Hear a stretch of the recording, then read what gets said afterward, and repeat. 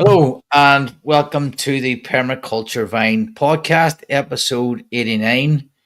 On this live stream, we're on 5 channels. We're on Facebook, LinkedIn, YouTube, Permaculture Canada YouTube.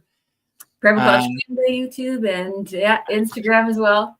Yeah. Apologies for those who were expecting Travis. He had to be called away in a family emergency, so it's just myself and Lindsay. You have to just stuck with us. So ask us lots of questions. Yeah, that's true. And Graham's way up, loving it up somewhere in holidays, doing Permaculture Canada work. Oh yeah, he wishes he was on holidays. He's definitely not. So yeah, he's working. He's over at it's a small farm conference at Purdue University. I can actually grab that.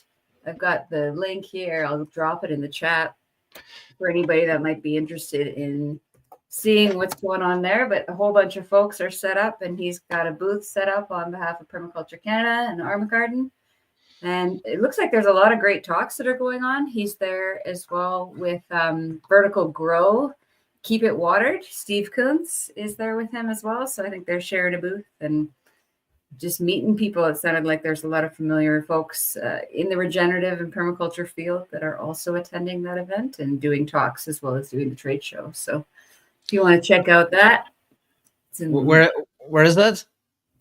That's in Indiana somewhere. Right. Yeah. Am I the show Erie, Indiana?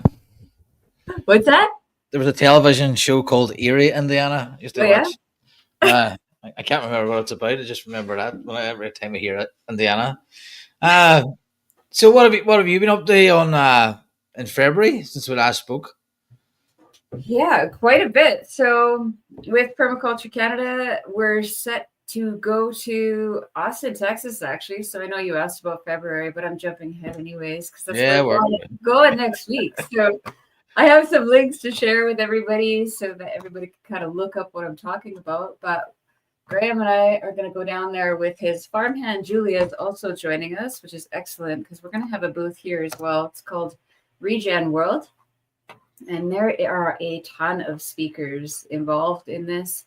So take a look at the link that is there, regenworld.net.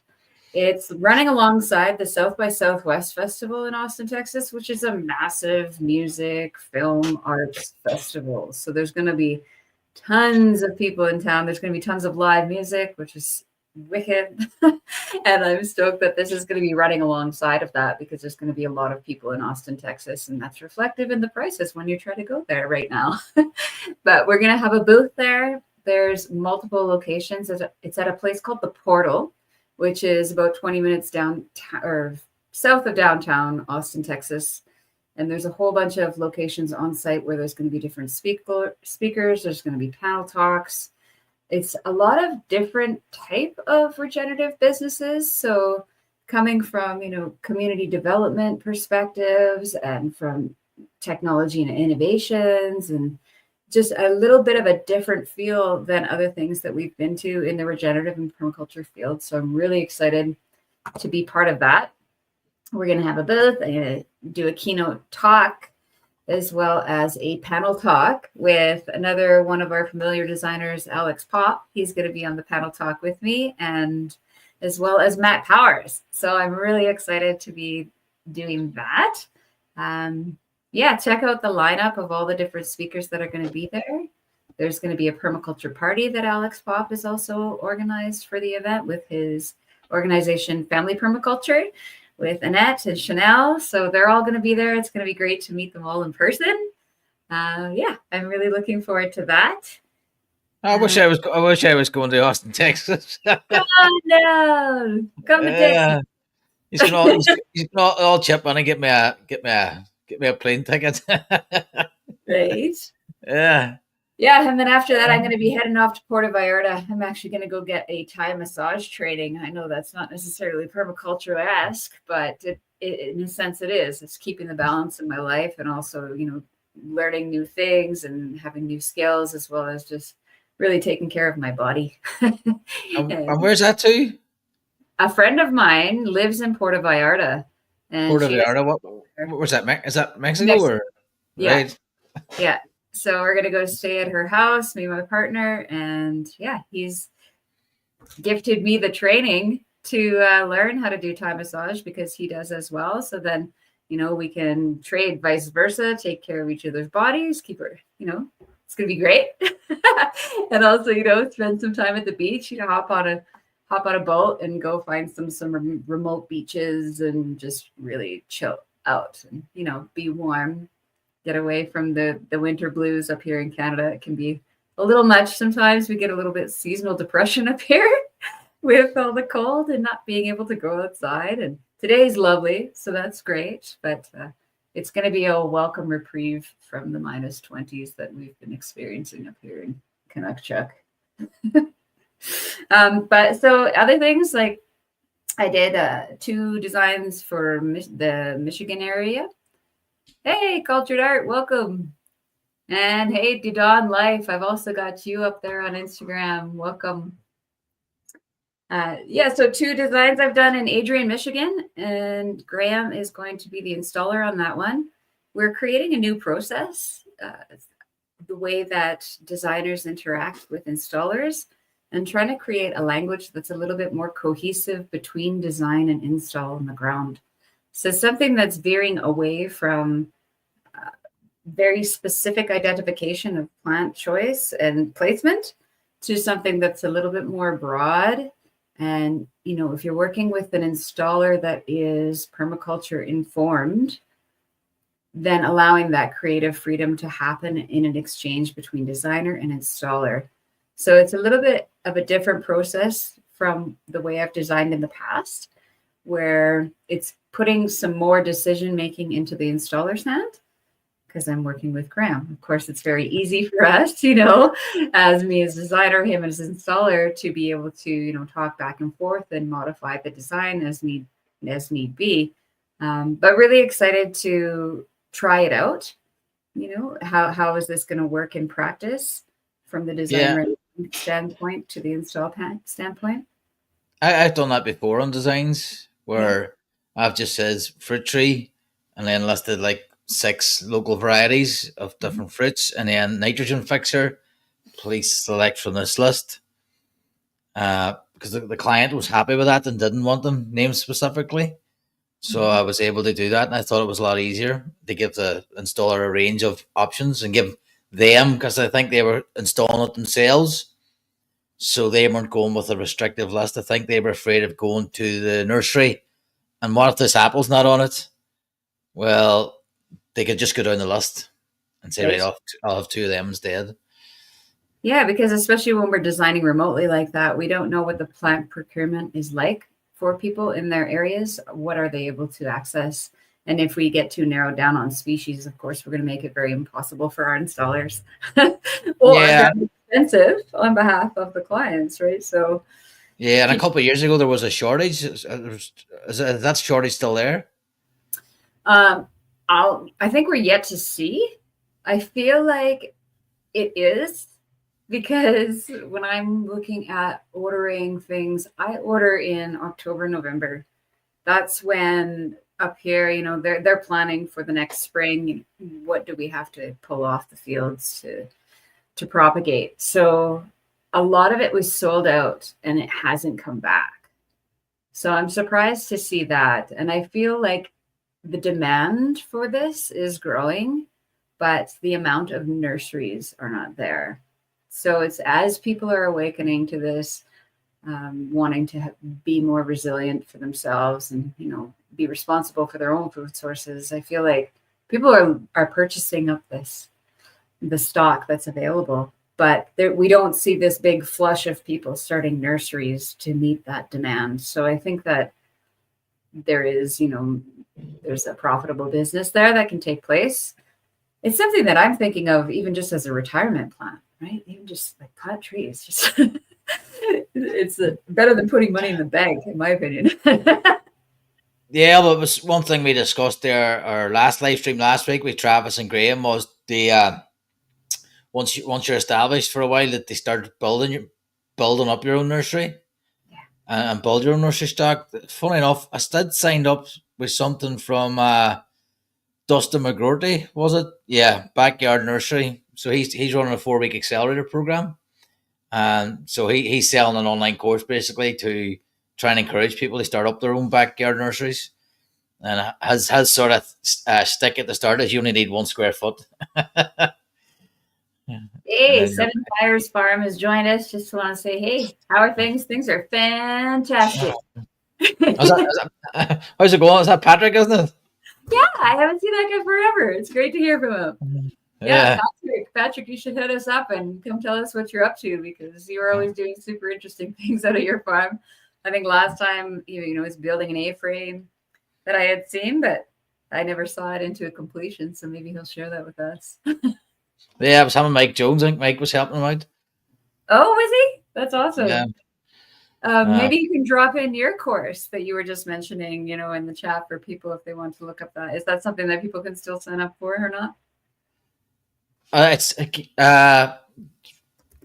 they Google the Backyard Nursery Man, that's not my course, it's somebody else's. Okay, yeah. Yeah, so it's a Backyard Nursery Man 4-week accelerator program. So starting a backyard nursery. I just signed up for the free webinar. I never actually got watching it because it was too late at night. Oh yeah. Yeah, so, there's been a ton of online stuff, I feel, in February, with different summits and huge conglomerations of people, providing all this information for free, which is, this is a whole other discussion.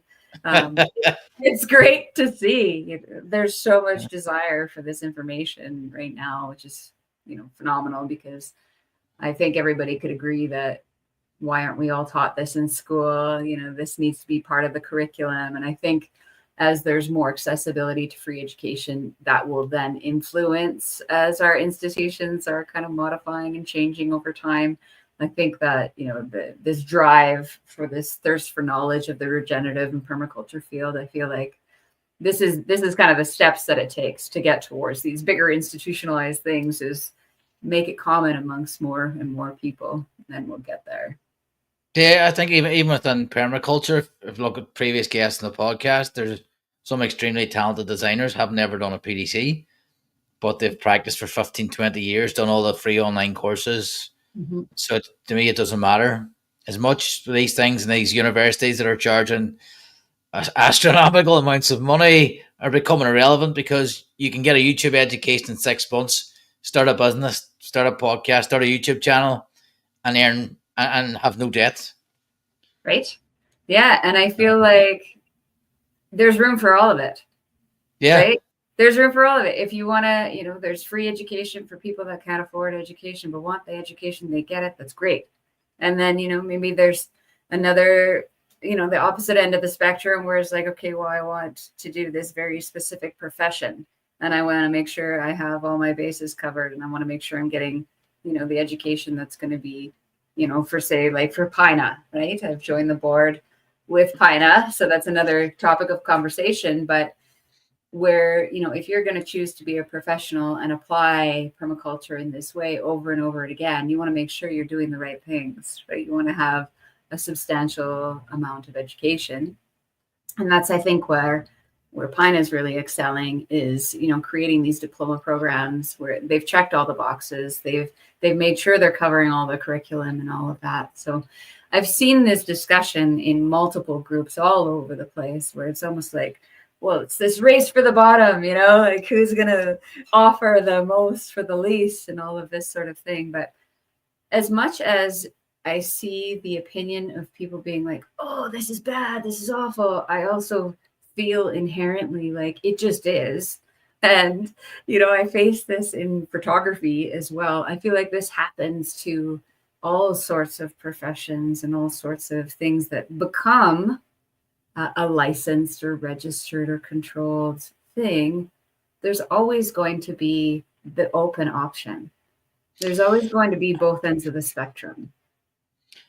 Yeah, so to me, it's everything's accessible, but it'll take, say take photography or permaculture. It might take me 2 years to get there, 3 years, 5 years on my own to cover the curriculum. But if I go and do a PDC and pay someone someone reputable, like a Jeff Lawton, if I give him $1,000, well, I know I'm getting the best education because his reputation. So he's done all the hard work. He's filtered out the information I need and I don't need, and then give me a grounding to go on. Whereas if I just done that myself, there's that doubt. But then that makes it accessible that the information is there. So, and I like to think that you can do a course, like if something particularly interests you in permaculture, like water or soil, you can dive into them and go, right, who's the expert in that field? What I don't like about, which was a lot of conversations online recently, was people saying it has to be free and you shouldn't charge for it, and then saying you're so this and that because you charge, or you're the best one I've seen was caused a lot of controversy in Europe, was basically someone had an unemployment price that was too pricey. I was like, people have nothing better to do than argue about this stuff. And my point of view is, it's if you want a free education, it's there. You can do free PDCs online. That's great. But if me as a designer, if I want to go to like yourself and get a design job, well, I'm going to need a PDC more than likely, unless I've done some exceptional work and have a good portfolio. So it's what do you want to do with your knowledge, I think, is important. Absolutely. Yeah. And how you're going to apply it, right? So my experience when I was design mentoring before for Verge Permaculture in the past, it seemed like a lot of the people were there to learn the education just for their own property's purpose. So there was a smaller fraction of people that were going to be choosing this for an occupation and take it down that route. So all of the things are going to be there. And another thing that also comes up with this, the free education, the unregulated, the whatever, whoever is deciding to put together a PDC together, is that perhaps it'll reflect poorly upon standard permaculture practices that are thorough, because maybe, you get this kind of, for lack of a better word, half-ass education, and then you go and you choose to be a professional and have poor practices, right? So I definitely see how that can be destructive. But in the same vein, it just is. Like, this is the nature of things. There's always going to be that, regardless of the subject matter. So it's really up to the person, and their integrity behind their choice and their motives, as well as the person that's hiring the professional, to seek those that have the integrity behind the work that they're asking for. So it really puts it into the vein of self-responsibility from both sides, in my opinion. Yeah, it definitely does. There's a full podcast on this topic alone. Because I know it was that Jeff Lawton and Bill Mollison said as soon as you get a PDC, you're okay to teach. Right. But then some people then say, no, you need the qualification. You need to do 2 years, and in the UK, you need to teach, or you need to practice for 2 years after your diploma, and you need to practice 2 years after your PDC, and then you have to get a diploma, and then a teaching diploma almost, and then you're considered a teacher. But that's just with the official people, the bodies. But then that's a whole other conversation about these bodies. But I like the way Pina has gone, because I chatted the Jesse and Sean were on, and like they're not what you think an institution would be. Right. And I'm fairly new to the organization. I joined one of their teacher discussions, and they asked if I'd be interested in being a board member. And I thought, this is a really great opportunity. I got the feeling tone for the people in my first meeting, and that's really what I follow, is, my general feeling about things with the people when I'm actually interacting, not so much history or future stories or any of that. It's just, how does this feel to my body? And yes, I'm going to jump in, and give this a chance. And so far, I'm just really thrilled to, be able to commune with people that have so many years experience of, and in different veins, right? Like in anthropology and ecology and in financial sector. And, so it's different fields of people with different insights. So I feel like it's jumping into this primordial soup of mentors, right? So I'm excited to, just see where it goes and see what I can offer from Permaculture Canada's perspective. I think right off the bat, they saw me as a pollinator, which is, I think, pretty pretty appropriate, right? I love making all these relationships and connections between people. It's not really a quantifiable thing that I'm up to when I'm really networking. It's a personal drive that I have, and it excites me to learn all the people doing all these different things, and I just want them all to know each other, and I feel like this is going to really help me flourish with that in a big way as well. Yeah, I like doing that as well. And I like it when people, two guests on the podcast meet in a round table, and then I find out they're doing business together. It's great. Yeah, it's awesome. Yeah, and then it's like that. You get although it's not. I'm not trying to bank social capital, but I'm sure it's banked somewhere down the road. No, it just happens. So, I would like it when things like that happen. Yeah. And we're going to welcome up here. We got Sask Matt, Mushroom Hunter. I'm thinking this is Saskatoon Mushroom Hunter. Welcome to the podcast. Thanks for joining us. And if anybody has any questions, comments on anything that we're talking about today, give us a shout out. Throw down your comments. That'd be awesome. I'll just drop in I've got the Pina link here as well for anybody who hasn't heard about Pina, if they want to take a look at their organization as well. I'll drop it in there. It was actually a North American sort of unit that was suggested by Bill Mollison when he came and taught over here on the continent, that maybe this body would be a good idea to start. So that's, you can read all about who they are and all of that there. Yeah, I think these things are a great idea. It was just a pity that that went into the private chat, Lindsay. What happened to it? I think that went into the private chat. I think you have to put it in comments. Oh, all of our links are in our private chat, eh? We're doing awesome. Okay, I'll put them all back in a technical there. Yeah, I was part of a group that were trying to set up an Irish Permaculture Association. Oh, yeah. The bureaucracy killed me. It just killed me off. I couldn't do it anymore. I hear you. And just not I was coming off the calls annoyed and not knowing what I was annoyed at. I was just annoyed at the sheer bureaucracy of it. And now, fair play to them. They're doing a great job, but they were setting up the I can't remember, the non-profit or whatever. That was a whole discussion for months. And I was just like, we met up in August, and then I was dying to get into it and start making content or doing whatever was needed. And 6 or 7 months later, they're still in the process of setting it up, which I do appreciate takes time, but that was just the last meeting. I said, I can't do this anymore.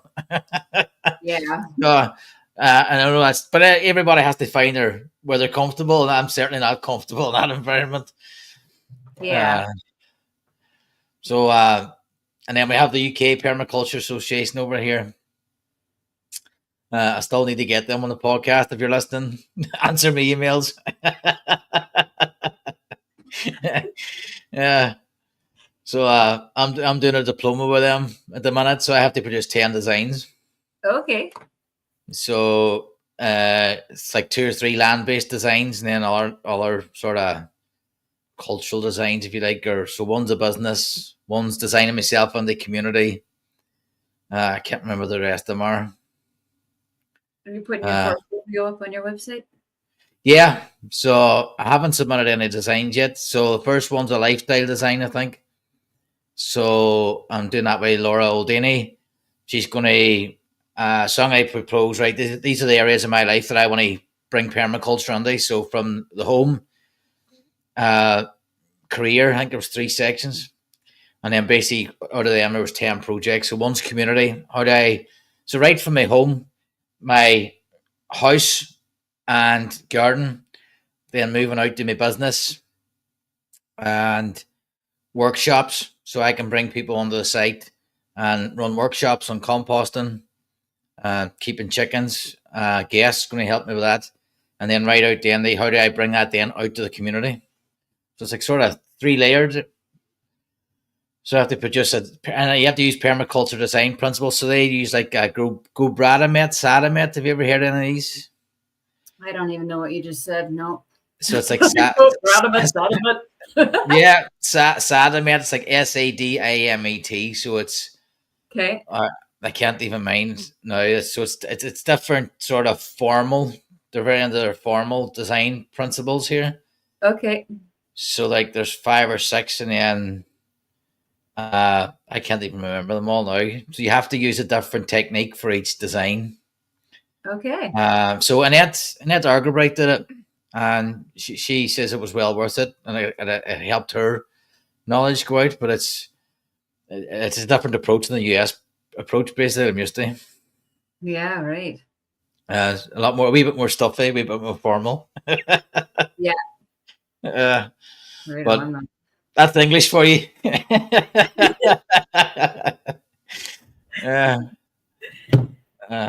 so I don't know. I guess the other things I was doing in February, I do have some notes here. Oh, we got someone's comment, B. Hendricks, saying, I plant a seed with the best intentions and enjoy the consequences.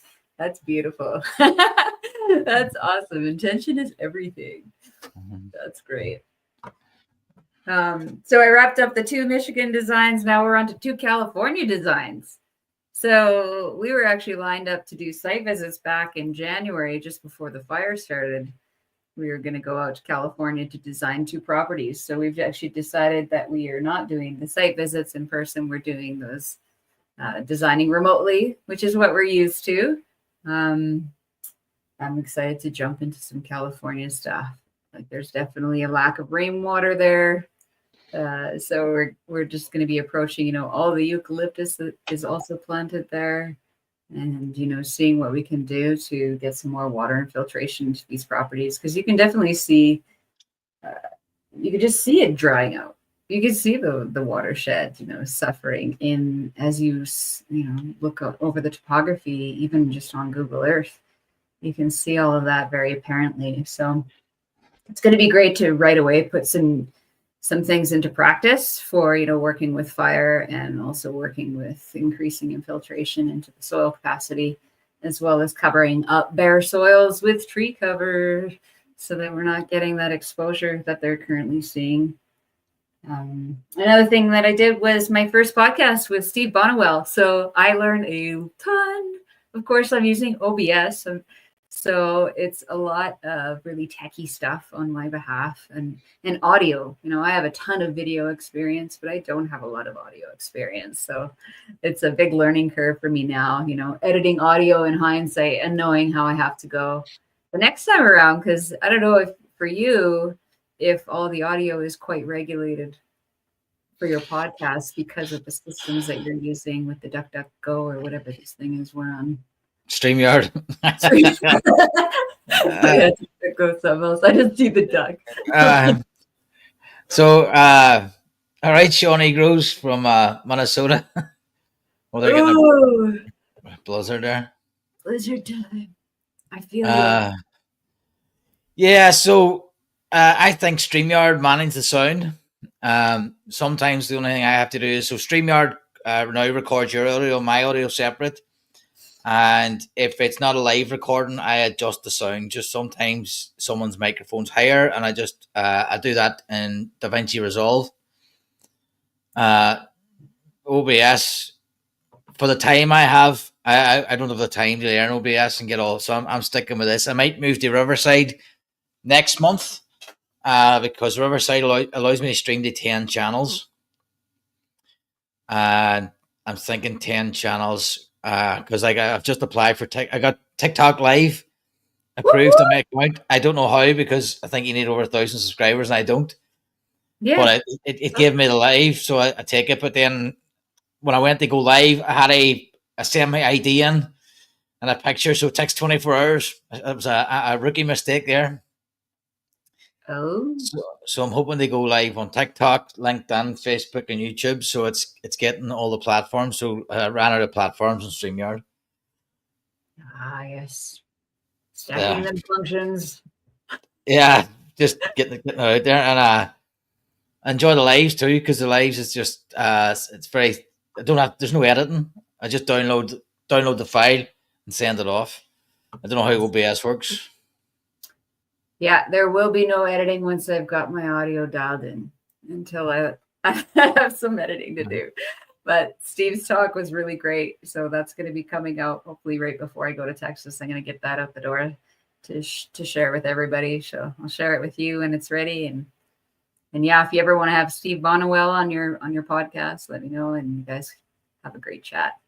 Yeah, that'd be cool. Thanks. Always happy to get guests. I'm flat out with guests. One of them, I'm knocking through them. I've been doing 2 a week. Yeah. A couple of crackers that Alex Pop on there has episodes due out. Yeah, if you haven't seen them, so Alex Pop out Prima Walker. She's actually in California. If you're looking for compost, she runs a composting operation there, community composting. So she takes. She was telling me last night we recorded, and basically that California now you have to compost your home waste. So they'll pay farmers if the farmers get their compost to a good standard. So she goes out and teaches farmers and residential how to make compost to a certain standard, so that they can then the government will give them money for it. Okay, what was her name? I couldn't catch up. Prima Walker, PREMA WALKER. She's on my LinkedIn, and that was a fascinating talk with her last night about. I love compost. You see, that's what chatting around about that last night. So that episode was out the next couple of weeks as well. Right on. Who else was chatting? Yeah, with a round table on sheep that's coming up. Meh. Yeah, so that was interesting as well. I didn't know anything about it. So we had Matt Munger on, Kerry Brown and Christopher Nesbitt.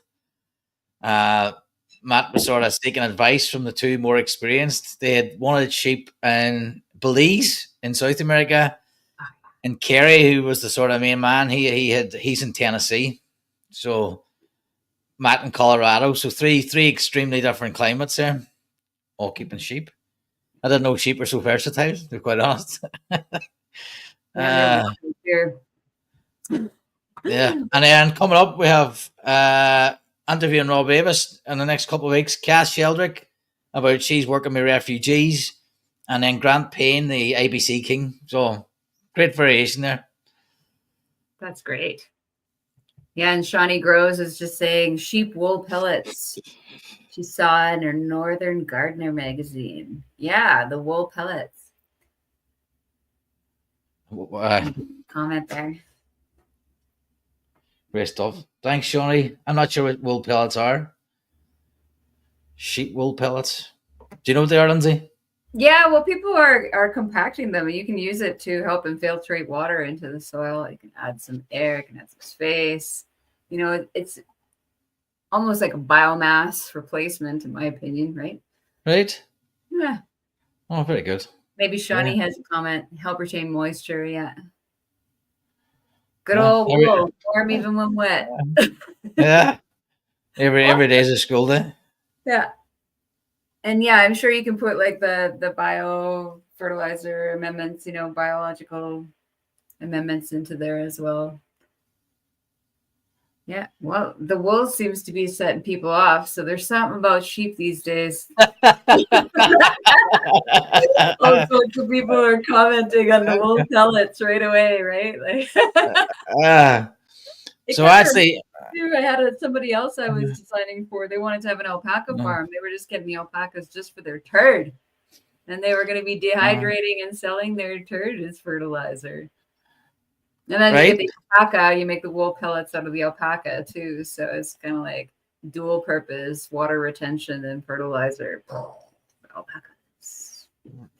Yeah, I think there's an alpaca farm close to me. So B. Hendricks, in Ireland, it is worthless over here. I seen an Instagram post from a girl. She's a Instagram star, influencer farmer type. And she was saying it's worthless because she was putting it on her beds, and people were saying, "That's what are you doing? You're throwing this away." See, well, it's not worth anything. So, we got here, yeah, packed in the wood pellets. Shawnee, bottom of seed trees.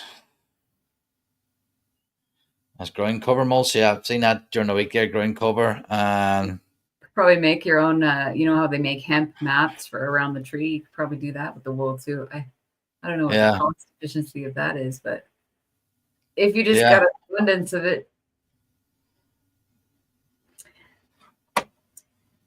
Yeah, and then I've got, so that video we had talked about briefly. Yeah. Before. So I've done a project last summer with what's called the Trochu Arboretum. So that's an organization out here in the middle of the Alberta prairies, which is like pretty flat, you know, monoculture crops all around. Over 100 years, this botanical garden has been growing here. So I have a couple friends, Kat and John, that are sitting on the board for that, and they're really enlivening it. And really, last year they were part of Alberta Farm Days, which is an annual event here in the province of Alberta, where people open up their farms, and it's really agrotourism. There's tons of events going on. People open up their farms so you can go see how things are done. And at the Arboretum, I went and did a talk on permaculture there last August.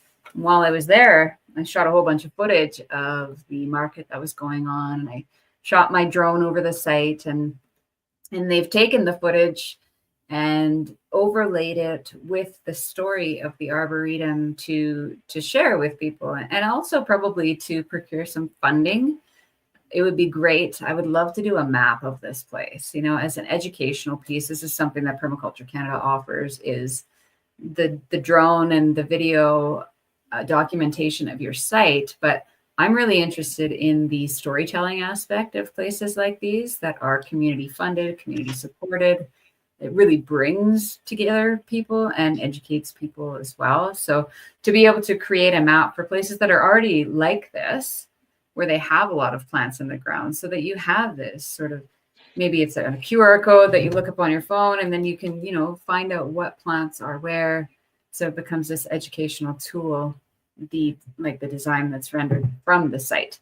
But they've taken the footage here, and here, I'll just drop it in the chat. I don't know if you want to share it from your screen. Yeah. I don't know. I don't know. We'll do a technical experiment here and see if we can screen share. See how we can do it. Otherwise, yeah, because I can't copy and paste now that link you sent. So you put that in the private chat. Okay. And I'll try. I've never actually played. So if you bear with us, people who are listening there, I hope I don't lose any. Okay. We'll just give it a go. And if you can hear it, okay. If you can't hear it, just let us know. So I don't know how I'm going to do this. Yeah, I've got the option to present as well, too. Do you want to do it? And yeah, if you present it, we'll give it a go. Okay, let's see. I don't know which of my screen is going to share, so. Well, it's 50-50. Oh, here we go. It's coming up, so it gives me the option. Okay. And then I add you to stage. Yeah, I got it there. And will we hear the sound now when you hit play? All right. Yep. Our world is changing. We can see great shifts in the natural environments that we inhabit and the policies that guide how we conduct our agriculture. Our Earth is calling for us to change, to align with natural principles of land stewardship.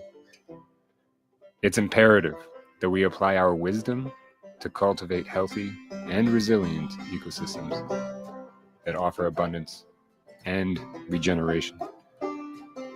The Trochu Arboretum is a legacy tree and flower garden that has been managed by dedicated members of our community for over a century.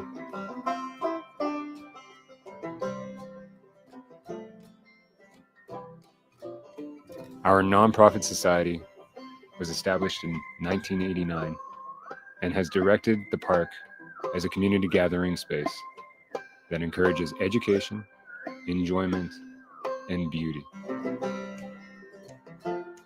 A dynamic forest of many species of trees protecting a garden oasis in the middle of the Alberta prairies is truly an impressive accomplishment. The Arboretum proves the viability of creating biodiversity and abundance and beauty, which has been created and sustained by natural land stewardship.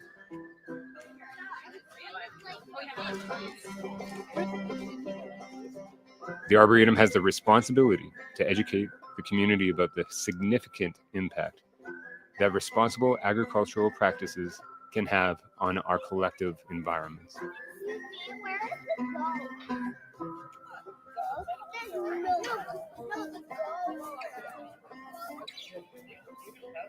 The Arboretum has the rare ability to show the benefits of long-term land stewardship,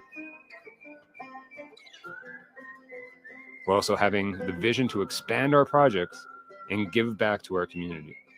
We will offer hands-on education to our local community of gardeners, cultivators, farmers, and ranchers. Anyway, so that's how I make my What is this? my ABC. This is compost. That's compost. And this? Yeah, this compost I made. Let me see my latest shirt. The impact of our education will expand into many new environments, ensuring regeneration of our lands back to their natural states. At the Trochu Arboretum, we are committed to building a future where the people are empowered with knowledge and experience to make positive agricultural changes on our planet.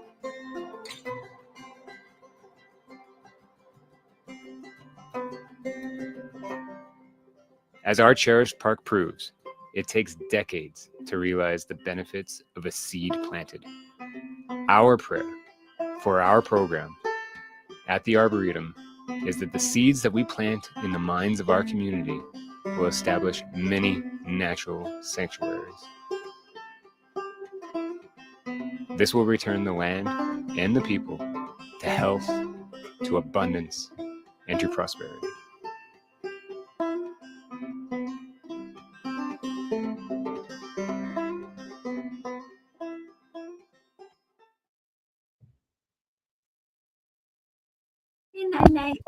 Wow, that was class. Yeah, so that's John that was narrating that. And him and Kat are doing a lot of work there to stimulate more interest and growth in their community, and it's absolutely working.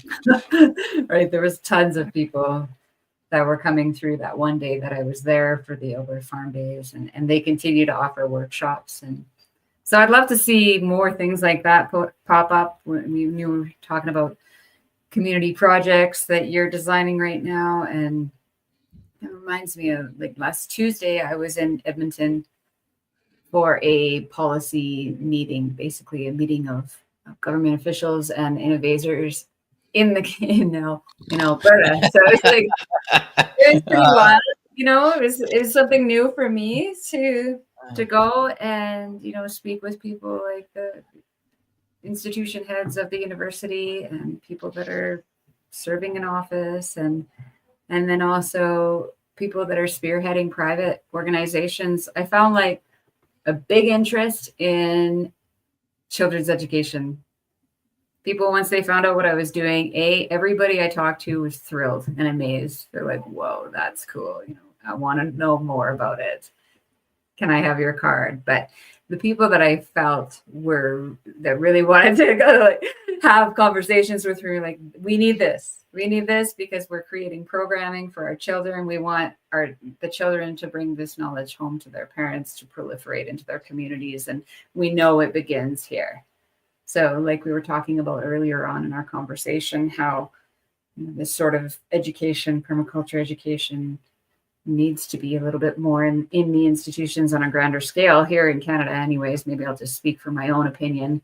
I'd love to see this in elementary. Like, we have forest school, so right now it's alternative programming, but for it to become the norm, and that's where, if we're having these sorts of conversations in policy gatherings, then we're well on our way.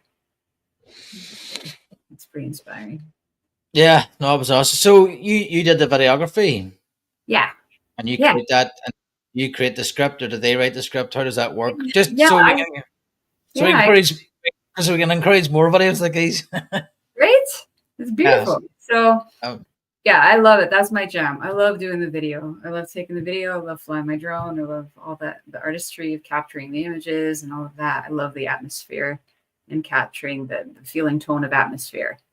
The story was their little baby that they put together.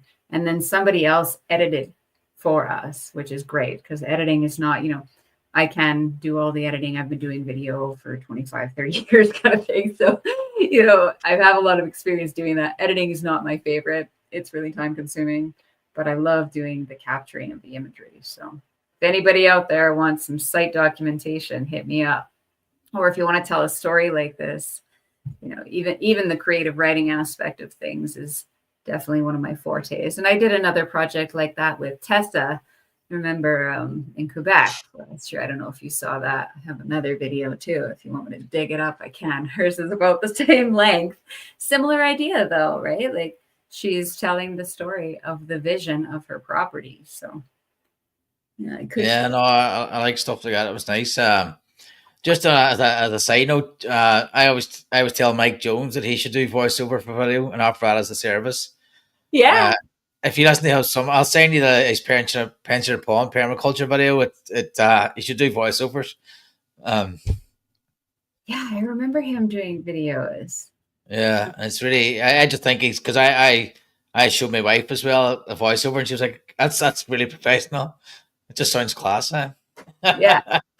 Yeah, get Mike some work. Right. Even though I don't even know if he's looking for any. Here, and then I dropped. So there's another video that I dropped there that was also a February activity for me. Was going over to New Leaf Farms and doing a tour there. So it's all vertical grow, and these guys are next level. Like they come from an AI background where they've really dialed in an indoor grow system to the point where they've become water positive. So if you understand what that means, like they're feeding their systems water to grow plants, but they're also harvesting the water from the air and they're circulating a lot, right? And it's pretty phenomenal work that they're doing. Lots of robotics, lots of AI systems and stuff. So if you're interested in that, you can watch the video. And Kylie goes through the whole thing, right? And he shows. I asked him if he'd show the computer systems and stuff, and talk about all of that. So yeah, I was watching that one when I was with all the planter class. Look at the technology. Look at this. Look at that. How does that work? Right? So that's right up my street there. All the electronics and stuff. Although I did one project. I made a worm temperature humidity sensor that fed back to my PC through the Wi-Fi. So I was able to, using a Raspberry Pi, monitor the sort of temperature and humidity in the worm farm, and then I could tell what was drying out. But it became too much like my day job because that's what I do during the day. I'm an engineer, and I was like, no, I want the separation. And then I liked all the gadgets in it, and I thought it was really cool the way they had it done. And it's good that somebody's measuring that. I thought then that maybe they could, like they were doing all the measuring, all the gadgets, and then that information could be passed on to people who don't have all the gadgets. I'm sure there's optimum settings then you could tweak, and there's a lot of knowledge, I'm sure, and insight they've learned through collecting all that data and all that information and all that system adjustment. I started thinking it was class. Yeah, and I think a nice thing that it taps into when we start talking about how that relates to children's education, right? Not everybody has a green thumb or an interest in plants and all of that, right? But a lot of kids have interest in robotics and AI and computer programming, and right, and they're almost two different ends of the spectrum. Like you say, you're trying to keep a divide, right, between your engineering and your work with the earth. To me, it's like organic, not like 90 degrees, not 90 degrees. There's room for all of it. So that's what they were finding. They do a lot of tours with schools and whatnot into their facility, and a lot of the kids were really tapping onto that, like, do all these timer-based systems, and then seeing how it was designed as well was really interesting to see. It's because it looks kind of like a video game, right? And you can open levers and you trigger things from your computer that are inside the system, controlling the water and the humidity and all of that. So lots of room for educating about plant growth, but through robotics and AI. So I thought that was really interesting. Yeah, until the Stuxnet virus comes and gets it. Have you heard of the Stuxnet virus? No, but it's just funny. Just Google it. I'll spare everybody the details, but it was some job. It's just the tone of the comment. You just know it just makes me laugh, right? When people are feeling like you're going to Texas. Today was a great, all the things that are going on in the world, but not to feed the division, not to feed the beast of what's going on there. I'm really stoked. It's going to be all regenerative field people. Hey, Julia's here. So Julia's here on our Instagram channel. I'm going to get to meet her live and in person next week. She's Graham's farmhand. So farm manager. Yeah. The boss, I think it's unbelievable what they've done. Just Graham going from 1 to 2. And you can see that the amount of work's quadruple that he's doing on the projects. And they seem to be, the two of them together, working very well. Yeah, props to you, Julia. You're kicking butt over there. Keeping Graham in line. He is keeping Graham in line. That's great. He's in for it. He's going to have 2 against 1 down there in Texas. So good luck, buddy. Per man.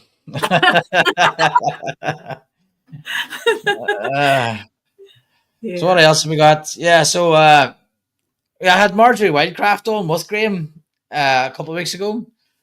So we were talking about designing yourself in the community. So Marjorie came up with the idea of starting a seed swap. Mm-hmm. And it was funny then because Marjorie went off and it was just me and Graham left, and we're like, 2 of us saying, why didn't we think that before? It's so obvious. So I organized one straight away. Yeah. So I done it with my local repair cafe. So repair cafe, they repair electronics, electrical devices, household items. Like you bring your stuff, your clothes with you, and they'll stitch it up for you. Textiles, furniture, basically anything in the house you want repaired. And then they have a library of things as well. So it was a good partnership. And I held a seed and plant swap. So I gathered up some strawberries, some bamboo that I had propagated last year, and what else was there? Yeah, some red hot pokers. They're like flower just, and all my out of date seeds, trying to get rid of them all. It worked out quite well. We had 6 people turn up, which for like 2 weeks' notice, I thought was great. And then for some people, it was too early. They're thinking, "Oh, you're doing it next month." So we're going to have one in April as well, where hopefully we'll have some plant starts. But it was a real success, and I would definitely recommend it. It was great fun. I was talking for 2 hours straight. Which people look. Guess your accent's not very novel out there, though, is it? Well, there was one lady from England, and the rest it was all the same accent. Well, here's crazy. I don't know what Canada's like, but you can go down the road 2 miles down here, and the accent changes. I don't know if Canada's somewhere, is it? Not so much. Like people say, east and west is a slight variation. No, well, you literally have hundreds of different accents in Northern Ireland, and you can go from one town to the next, and they speak completely differently. Wow, it's quite weird. So there is hundreds of different variations.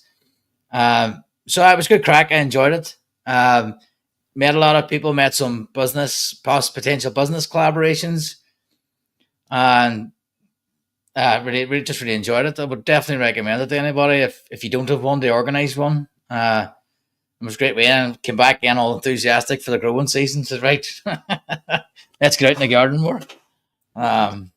So definitely well worth a shout. And then I had my first job. I've been working on my first local job. So I decided to bring in a landscaper with me to help me because it's my first job, and I'm just finding the time scales are tight, and clients want it done as quickly as possible. So I'm thinking, well, putting the clients before my own preferences so we can get it done quicker. So that's the updates on that. I don't know what do you have you ever worked with a landscaper suppose you're working with installers. It's it's a local job, so I'll be there project managing it effectively. So ordering a shed, ordering a greenhouse, and having people on the ground then install it. So I'm not having to do everything first time round. And then it puts the work in. I call that the Jose model in previous episodes. Oh yeah. Jose Ansalega was on the podcast, and that's what he does. Okay. He project manages it, so he brings in the earthworks, he brings in all the different skills of people, puts them all together, and he just manages it then, makes sure it's all done right. Yeah, that's awesome. And really, that's a great kind of halfway point until we have enough installers that are permaculture informed, is to have that oversight. Somebody who is permaculture informed as a project manager, because it's a good way to teach people. Yeah, well, the landscaper is although he's a traditional landscaper, he does paving and gardens. He is permaculture. He's knowledgeable about permaculture. Mm-hmm. So he is quite knowledgeable, and he wants to go the permaculture way. So it's a good way that both of us working together, and hopefully, if it works, we're both happy. Mm-hmm. So it'd be great if I could do the design work and he could do the install. It's a great team. It is. I think it's an excellent combination, right? Especially because if you're working with the same person over and over, the designs have a certain language and legend, and having to teach that to each new person is something that I'm very familiar with. So, as a permaculture project manager, to have people that are familiar with what your design language looks like, you don't have to reintroduce them to all the concepts of how to install from your imagery. And that's basically what Graham and I are doing, is creating a language between a designer and an installer that makes sense. And right. then So will that stay within Permaculture Canada? Are you looking to? Is this a product you're working on or anything? Or this is how we're delivering our product right now. Right. Yeah. Yeah. Then so, and then developing how to also translate into an installer language that can translate into their quotation process, so that part of the work is already there, because we're already doing things to scale. Yeah. Right. So there's a lot of information that we could weave together better than what I've done in the past, in terms of preparing people for understanding what the installation cost is going to be. That's what I'm working at the minute, and it's quite a challenge doing it. So I have a list of about 100 plants they sent me. So it's as well as to me, I'm approaching it like, right, I have to price basically every nursery about, but then once I do that, I'll get an idea of what nurseries are out there and what their price is like, who's there, who does what plant. So unfortunately for the clients, they're going to have to wait a wee bit longer while I go through that process for local nurseries, and then hopefully they're patient enough just to wait that few days they do all this pricing. We'll see how it goes, but it's turning out to be a monumental task. Right? That's the thing, though. Like, you're a trailblazer, right? So you're doing the work for the first time, but when we're pioneering these things, it's the groundwork up we gotta do. Yeah. Once it's done, it's done. Right. And then model it and replicate it, and others can do it too, and just make it easier for everybody else. So it's just creating new systems, right? Yeah, and what I want to do as well, I don't know if you're doing it, is create a customer portal, so that with every customer they get a login, and an online login, so they can access the resources there, and then you can give them more access to different education. So say they have a 1/4 acre site. Well, they have access to the food forest law, say booklet, and then if they have a larger site and they've got swales on, maybe they get access to the swale documentation. And then you can build up a customer base.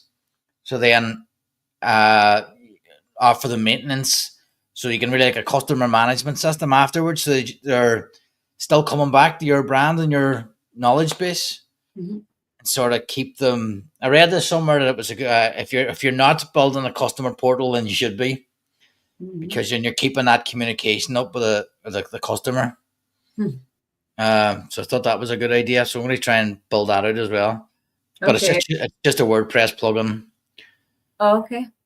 I could even be just giving them a username and password on the WordPress site and giving them access to certain things. So we already have a learning platform on our website.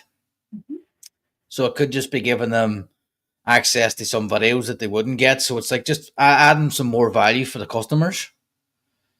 And then just adding it over time, so it builds up and builds up over time, and then in 4 or 5 years' time, then as new customers come in, local customers come in, they have access to all this local knowledge.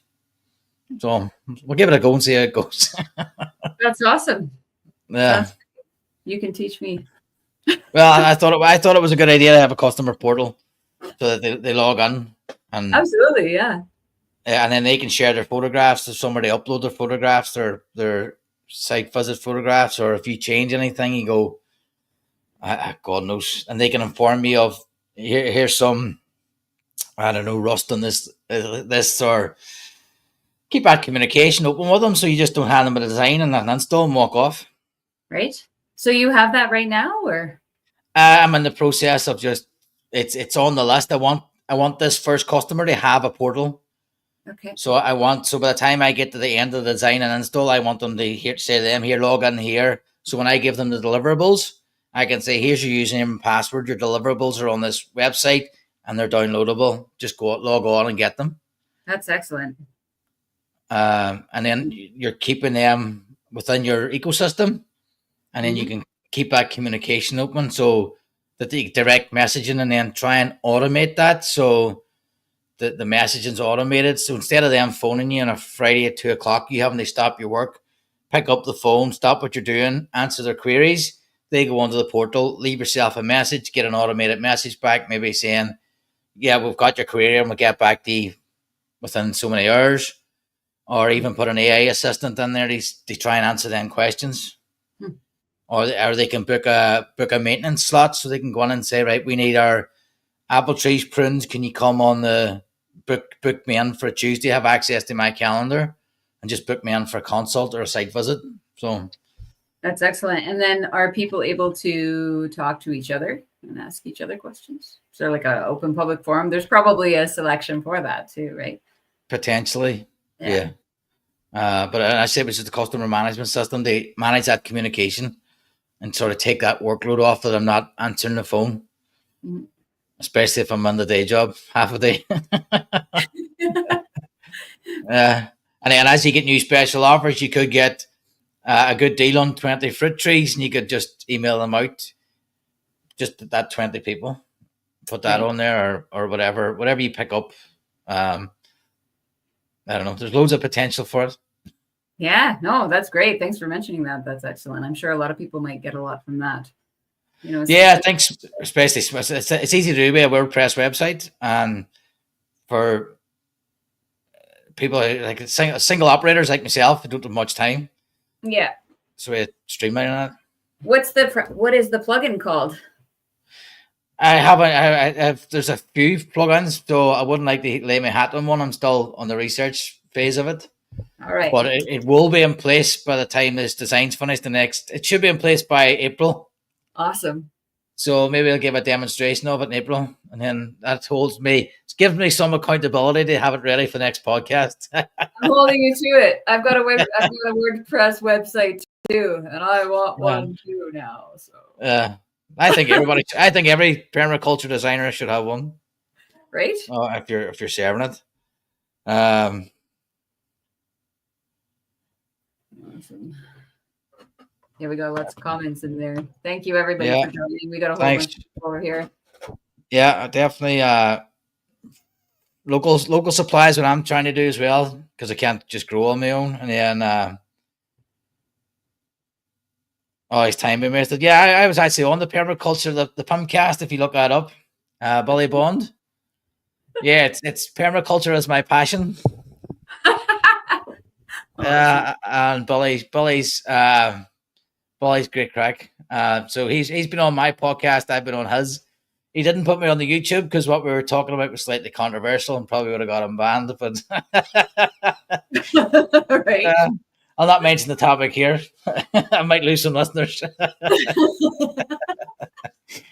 Yeah, the Pumpcast. Is there anybody else I would recommend the Pumpcast? Now it's a bit out there at times. Proper out there, like some flat air stuff on there and other stuff, but it's his permaculture stuff's 100%. So he's bang on with that. But I watch I listen to his podcast all the time. I think it's brilliant. And then his son then is on. He's the permaculture consultant as well. He's quite good. So the two of them together make the father and son team. Very entertaining. I think it's great to watch and listen to. Right on. Yeah, and I've also joined Matt Power's mastermind. I've been going to that.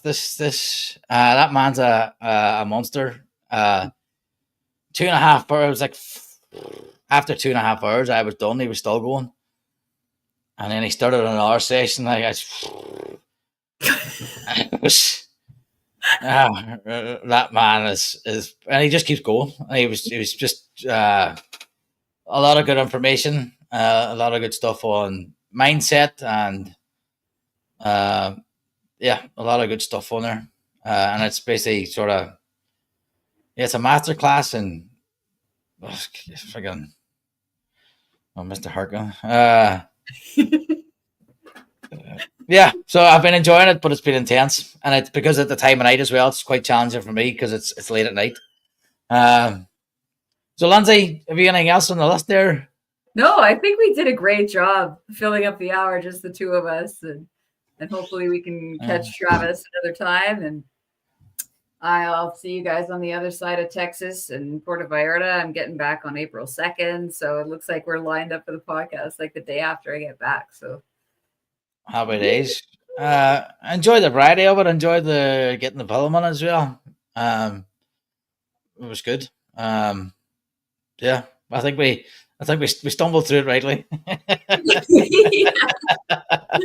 Thank you everybody for joining us, and thank you for the comments. And we'll definitely get Travis back on if he's available next month. Just to touch briefly on Travis, he's the live stream he done there. He helped me get mentored. Him and Graham mentored me on basically becoming an installer. It was really, really good, really helpful. And then he's launching his new design network, which I signed up for tonight before I came on there. So I think it's just if you're an installer designer, and he's building that network out for installers. So he's doing great stuff. So we'll get him on next month. Yeah, it'll be a motley crew. There'll be 4 of us. Yeah, but it's April then starts getting busy. Yeah, absolutely. We installs. So we'll do our best to make it the first week. We can't guarantee anything. And we trying to get 4 schedules together is always a challenge. Absolutely. But guys, thank you very much. Lindsay, thank you. Thank you, Cormac. And we'll see you all next week. I should have another podcast out on Friday, and that's Alex Pop from Permaculture Party. Great episode as well. So I'm holding a permaculture party as well for my install here. So I'm looking forward to that. So Alex has helped me out with all the information. He's going to help with the arranging as well. So I'm looking to forward to see how that goes. And hopefully I'll have a date for the install in the party the next time we're on. Get cracking. Guys, thanks very much. That's been the Permaculture Vine podcast, and we'll see you all next week. Any questions or anything, just drop me an email. Anybody guests you think or any questions, Cormac@vinepermaculture.com. Also, if you're looking for design, head over to permaculturecanada.world and make sure you mention that the podcast sent you over. And if you need help with designing anything from small back gardens, the eco villages, Lindsay has it all over there. Yeah. See you all later. Cheers.